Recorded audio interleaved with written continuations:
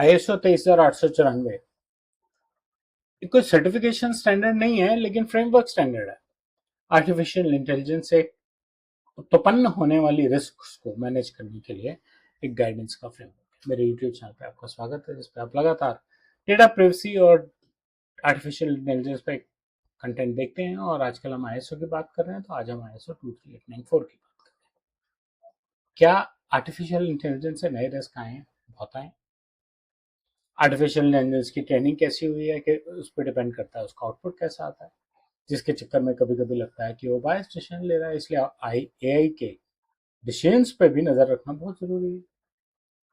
क्या आप जो AI टूल यूज कर रहे हैं वो इतना सिक्योर है कि आपके यहाँ कोई वल्नरेबिलिटी नहीं है? आपके यहाँ से अपलोड होने वाला आप पर्सनल डेटा अपलोड करते हैं, अच्छा, आपके यहाँ से अपलोड होने वाला कोई पर्सनल डेटा लीक नहीं हो रहा, कोई ब्रीच नहीं हो रहा? रिस्क है और रिस्क बढ़ते जाएंगे, इसलिए उनको आंसर करना जरूरी है, जिससे कि आप इंफॉर्म डिसीजन ले सकें और ट्रस्ट वर्दी, विश्वास लायक आर्टिफिशियल इंटेलिजेंस को इस्तेमाल कर सकें। ISO 23894 का काम है आर्टिफिशियल इंटेलिजेंस की रिस्क पे गाइडेंस देना। 31,000 ISO के स्टैंडर्ड के ऊपर बना है, जिससे कि आपको रिस्क को कैसे मिटिगेट करने की गाइडेंस दे सके, आर्टिफिशियल इंटेलिजेंस की गवर्नेंस पे काम कर सके और कॉन्टिन्यूस रिव्यू को एनकरेज कर सके। AI रिस्क मैनेजमेंट प्रोसेस क्या है? पहले तो रिस्क को आइडेंटिफाई कीजिए, फिर देखिए उसका इम्पैक्ट क्या है, फिर उसको ट्रीट कीजिए। आर्टिफिशियल इंटेलिजेंस के केस में अगर पुअर डिसीजन वाली रिस्क है, तो आप ऐसा भी कर सकते हैं कि उसकी ट्रेनिंग की क्वालिटी को और इम्प्रूव करें, उसको डेटा और अच्छी क्वालिटी का दें, जिससे कि वो अगली बार आउटपुट बेटर दे। लेकिन आपको मॉनिटरिंग कॉन्टिन्यूसली करनी पड़ेगी, जिससे कि ये ना हो कि आपने सोच तो लिया कि ये ठीक हो गया होना चाहिए, बट अगर वो नहीं ठीक हुआ और फिर कोई गड़बड़ हुई तो कैसे हैंडल करेंगे। कुछ एग्जाम्पल्स हम बात कर चुके हैं। उसकी ट्रेनिंग ऐसी हुई है, उसको एक ही चीज समझ आ रही है, एक डायरेक्शन में ज्यादा प्रोबेबिलिटी नजर आ रही है। एक उदाहरण है मेरे पास, मैंने एक AI की किताब में पढ़ा था। AI को बोला कि 1 से 100 तक 100 बार कोई रैंडम नंबर निकाल। 80% ऑफ टाइम उसने रैंडम नंबर जो निकाला वो था 42। जब इसको स्टडी किया गया तो पता लगा कि उसी AI टूल की ट्रेनिंग के दौरान उसको एक मूवी दिखाई गई थी जो लकी नंबर्स पे थी, और उसमें लकी नंबर 42 बार बार बताया गया था।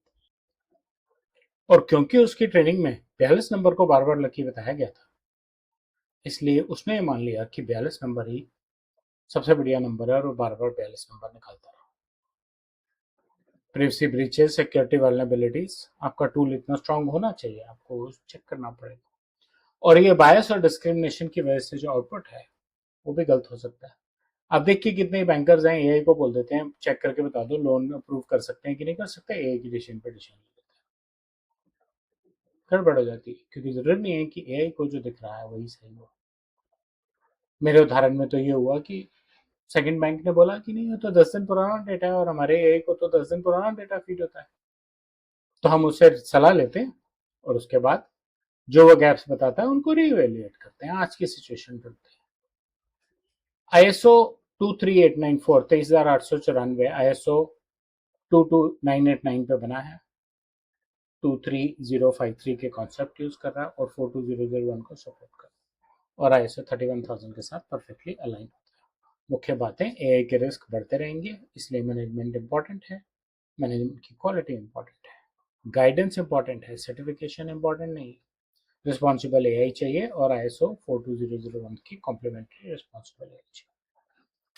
ISO 23894 पे बस इतना ही। मुझे उम्मीद है आपको कंटेंट अच्छा लगा होगा। बेल लाइक आइकन दबाएं, मेरे चैनल को सब्सक्राइब करें, अपना फीडबैक कमेंट सेक्शन में शेयर करें। धन्यवाद।